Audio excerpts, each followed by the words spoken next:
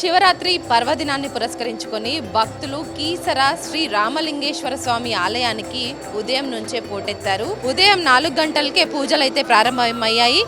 మహాన్య పూర్వక ఏకాదశి రుద్రాభిషేకంతో ఈ రోజు పూజలైతే ప్రారంభమైన సిచ్యువేషన్స్ మనకు తెలుస్తుంది. ఎక్కడి నుంచి వచ్చారండి? నిజామాబాద్. ఇదే ఫస్ట్ అనుభూతి, మంచి సంతోషం అనుభూతి, బాగా సంతోషం. పోయిన సంవత్సరం కాశీలో ఉన్నాం శివరాత్రికి, ఈ సంవత్సరం ఇక్కడికి వచ్చినాం. మాకు మంచి జరుగుతుంది, మాకు తృప్తి అవుతుంది. మాకు నైమిషారణ్యము, శ్రీశైలము, కాశీలో 2 సార్లు శివరాత్రి, ఇది ఇక్కడ. తప్పకుండా మన ఇక్కడ ఉన్న తెలంగాణలో అందరు శివభక్తులే చాలామంది ప్రతి సంవత్సరం వస్తాను. ఇక్కడ ఏర్పాట్లన్నీ చాలా బాగుంటుంది. ప్రతి సంవత్సరం వచ్చి దర్శనం చేసుకుని వెళ్తాను. ఈసారి చాలా తొందరగా అయింది, చాలా సంతోషం. ఎంత టైం పడుతుంది సార్? క్యూ లైన్లను ఒక 6 ఏర్పాటు చేశారు. ఎక్కడ ఏ ఇబ్బంది లేదు, చాలా చక్కగా ఏర్పాట్లన్నీ చేశారు.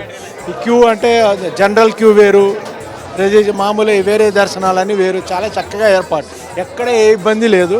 కనీసం 10 సంవత్సరాల నుంచి వస్తున్నాను, ఏ ప్రాబ్లం లేదు. చాలా బాగుంది ఏర్పాట్లన్నీ. చాలా బాగున్నాయి ఏర్పాట్లన్నీ, చాలా బాగున్నాయి. ఎప్పుడు వస్తాం ఇక్కడ కీసరగుట్టకి, చాలా బాగా అనిపిస్తుంది. ఇక్కడ మొక్కులు నెరవేరుతాయా? ఇక్కడికి వస్తే అంత నమ్మకం ఉంటుందండి. అందుకే ప్రతిసారి వస్తాం మేము ఇక్కడికి. చాలా బాగా అనిపిస్తుంది. ఇయర్లో తప్పనిసరిగా వస్తాము, ఉపవాసం ఉంటాము, రుద్రాభిషేకం చేస్తాము. ఇక్కడ వచ్చినప్పుడు ఒక గొప్పగా ఫీలింగ్ వస్తుంది. ప్రతి సంవత్సరం ఒకసారి చాలా గొప్పగా ఏర్పాట్లు కూడా బాగా చేశారు. మేము కూల్నాక అంబర్పేట్ దేవుడిని చూస్తుంటే ఎక్కడ నచ్చటంతా పోతుంది. చాలా మంచిగా అనిపిస్తుంది, హ్యాపీ ఫీల్ అవుతుంది. జాగరణ చేస్తారా రాత్రి? డెఫినెట్గా జాగరణ చేస్తామండి. కైలాసం ఆడడాలు, దేవుని పాటలు వినడాలు అవన్నీ కంపల్సరీ చేస్తాం.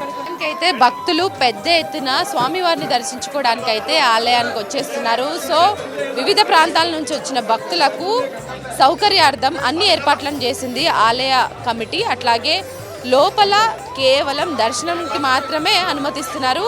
ఇక బయట ఏదైతే మండపాలు ఉన్నాయో అక్కడ సామూహికంగా పూజలు చేసుకోవడానికి, ప్రత్యేకమైన పూజలు చేసుకోవడానికి కూడా అవకాశాలు అయితే కల్పించినారు.